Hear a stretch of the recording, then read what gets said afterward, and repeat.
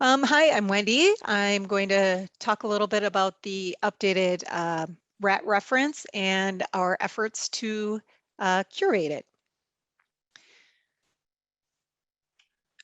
All right, well, the rat is recognized as an important experimental model for many human diseases, such as arthritis, hypertension, and diabetes, and cardiovascular diseases. It's utilized to understand therapeutic efficacy and toxicity of therapeutic compounds prior to human clinical trials. And as mentioned by Gibbs et al., advantages of the rat model are related to its genome. Over 1 billion rat nucleotide bases align orthologously to mouse and human. Rat and human genomes encode a similar number of genes, and almost all human genes known to be associated with disease have orthologs in the rat genome.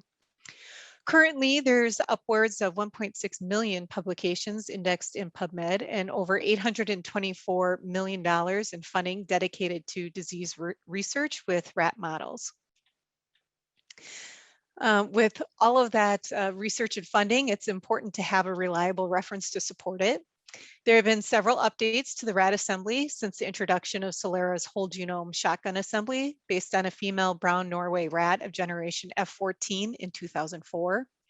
And although improvements have been made with each release, the versions through RN6 have been highly fragmented despite the periodic updates with the addition of new sequence. And as you can see here, in comparison to the well-established mouse genome assembly, the rat assembly quality measures of completeness, such as the N50, which is the minimum length required to cover 50% of the assembled genome sequence, are much lower than in the mouse.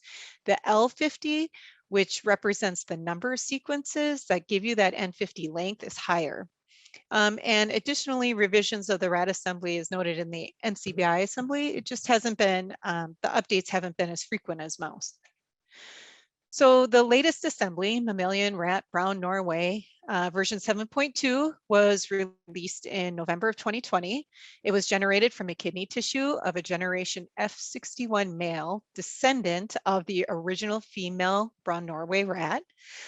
This assembly, generated by the Darwin Tree of Life project at the Wellcome Sanger Institute, provides major advancements in comparison to the other clone-based rat reference versions.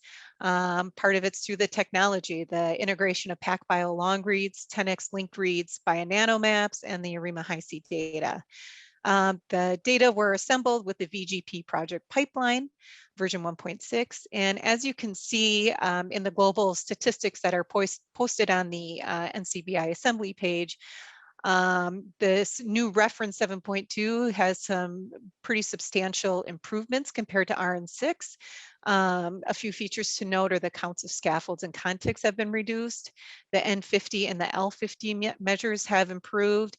And the number of gaps between the scaffolds have been resolved from a count of 440 to 0.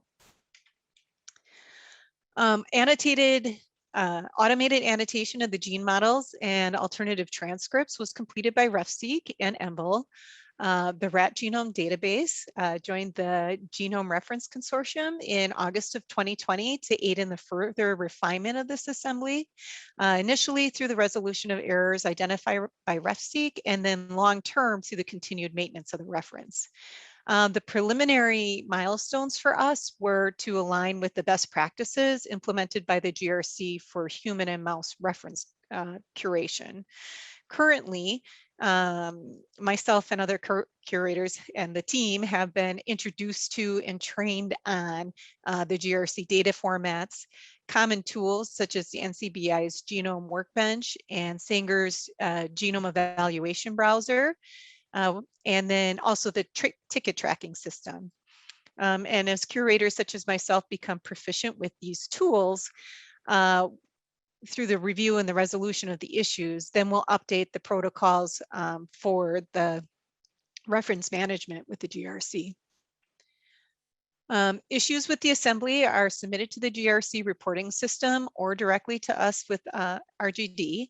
The majority of the current issues have been submitted by RefSeq curators or other rat research community members. This is a screenshot of a recent ticket status from the GRC rat landing page.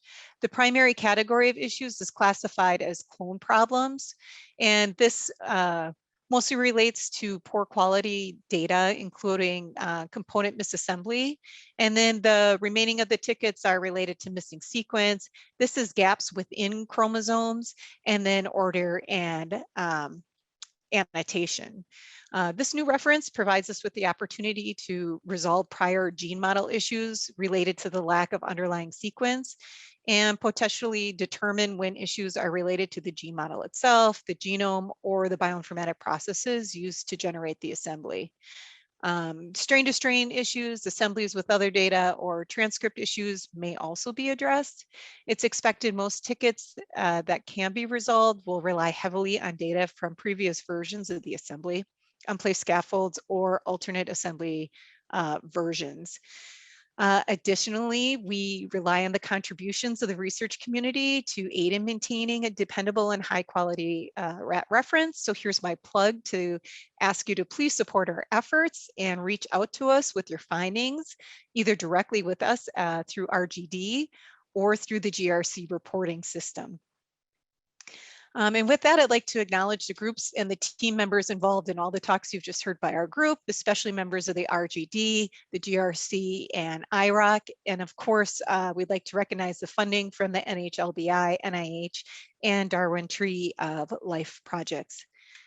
And with that, I'd like to say thanks for your time and attention. And then Ann Quedick will lead